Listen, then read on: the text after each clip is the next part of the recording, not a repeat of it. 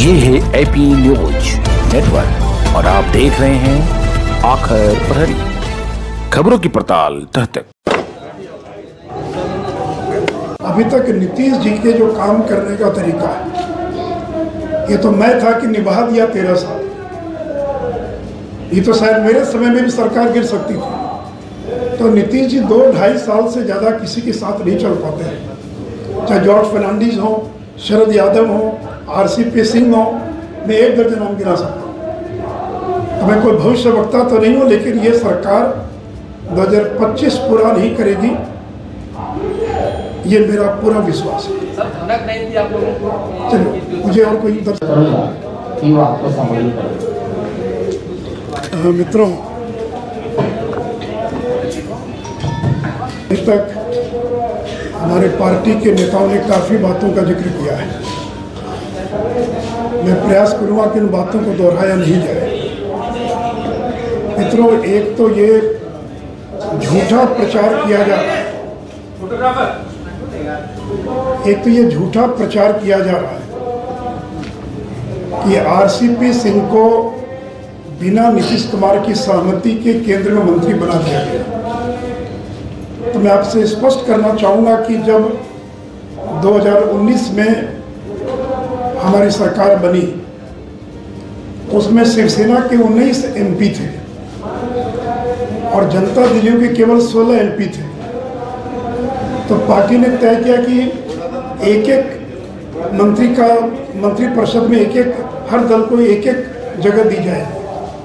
क्योंकि जब हम शिवसेना को 1 दे रहे हैं तो किसी अन्य को ज़्यादा देने का कोई सवाल ही पैदा नहीं होता था।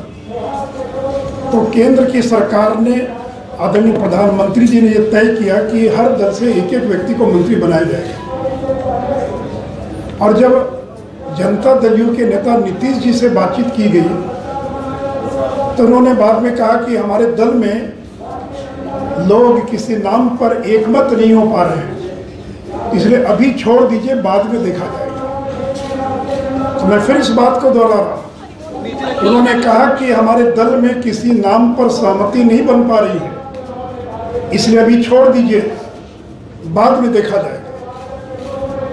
और जब दूसरी बार मंत्रिपरिषद का विस्तार हो रहा था, उसमें स्वयं अमित शाह जी ने मुख्यमंत्री को टेलीफोन किया और कहा कि कोई एक नाम दे दीजिए।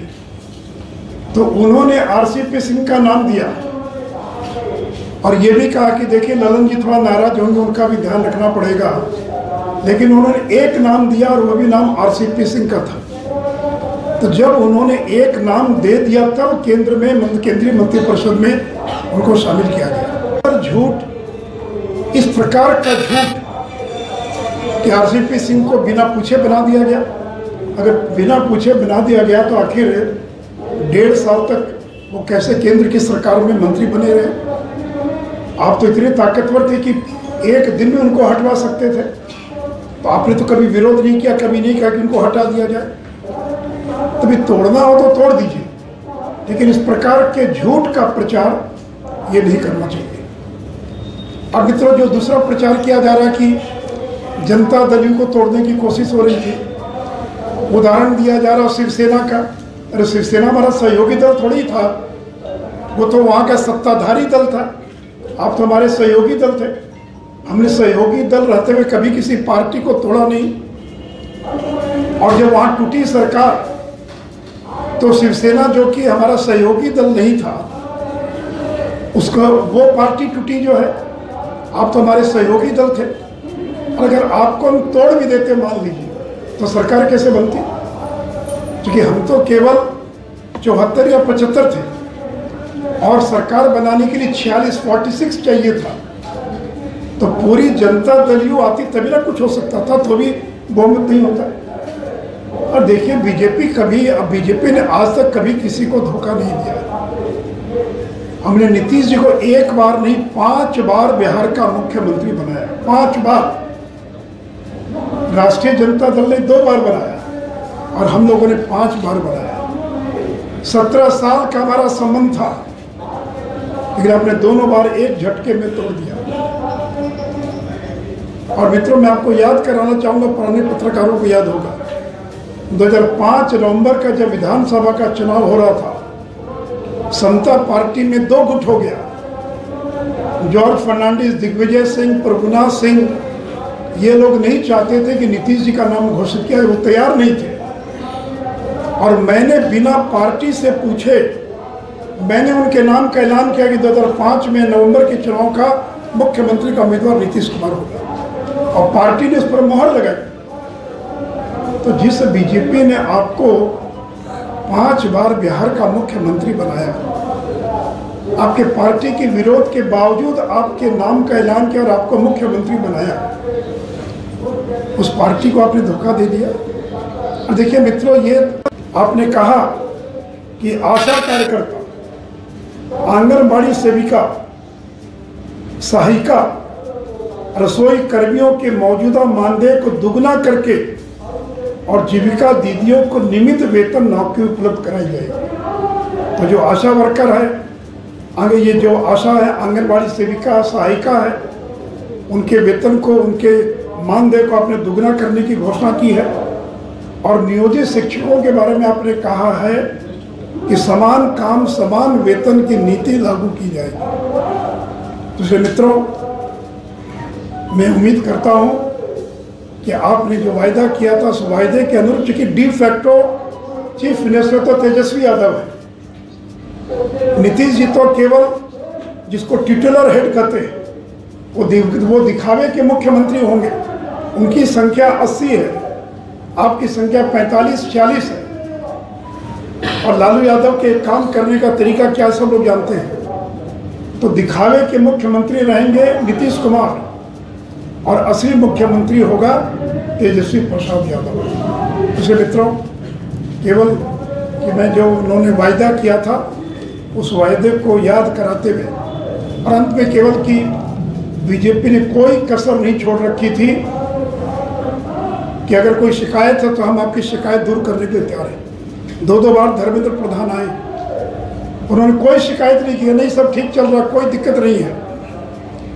और ठीक सरकार गिरने के एक दिन पहले हमारी पार्टी के एक बड़े वरिष्ठ नेता ने दिल्ली से फोन किया कि नीतीश जी सब ठीक तो है?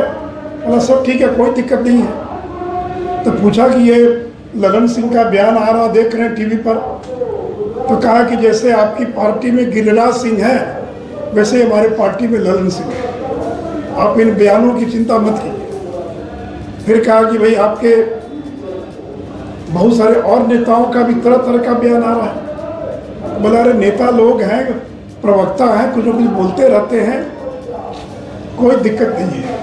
पूछा कोई शिकायत हो, कोई कठिनाई हो? तो कहा कि नहीं कोई दिक्कत नहीं, ऑल इज वेल। और अब करें कि मुझे अपमानित किया जा रहा है। अरे क्या अपमानित किया? आप ही बता दें क्या अपमानित किया, बताना चाहिए ना, एक शब्द बोल देने से तो नहीं होगा। जिससे मित्रों, अब तो सरकार बन गई, पार्टी ने जो कार्यक्रम घोषित किया उस कार्यक्रम के अनुसार हम काम करेंगे। पहली बात कि ये नरेंद्र मोदी का अपमान है, ये बिहार के अति पिछड़ों का अपमान है। और बिहार का अति पिछड़ा अगले चुनाव के अंदर एक एक वोट नरेंद्र मोदी की झोली में देकर इसका बदला लेने का काम करेगा। और जो अपमानित करने की बात करते हैं कि जो मैंने विस्तार से जिक्र किया आरसीपी सिंह का प्रकरण, तो मैंने सारी बातों का आपको जिक्र कर दिया है। 10 लाख नौकरियों की बात कही है। तो देखिए आगे आने वाले दिनों में नई सरकार किस तरह से काम करती है। तो मित्रों, इतनी बातें मुझे कहनी थी। कुछ अपने राजद के नेताओं को भी और सावधान रहने की आवश्यकता है। मित्रों, उनकी महत्वाकांक्षा को लेकर बात हो रही है। मित्रों, मैं आपको बताना चाहूँगा कि उनके नज़दीकी लोगों ने कई बार प्रयास किया कि उनको उपराष्ट्रपति का उम्मीदवार घोषित कर दिया जाए। उनके लोग आए, हमारे नेताओं से मिले और कहा कि नीतीश जी को उपराष्ट्रपति बना दीजिए, बिहार में आप सरकार चलाइएगा आप लोग। लेकिन जब बीजेपी का अपना मोहम्मद तो हम किसी दूसरे को क्यों उपराष्ट्रपति बना दें? तो पता नहीं, मुझे शायद यह भी कोई कारण हो सकता है। और मित्रों, नई सरकार बन गई है, आज शपथ ग्रहण होगा। और मैं केवल राष्ट्रीय जनता दल को स्मरण कराना चाहूँगा कि तेजस्वी यादव ने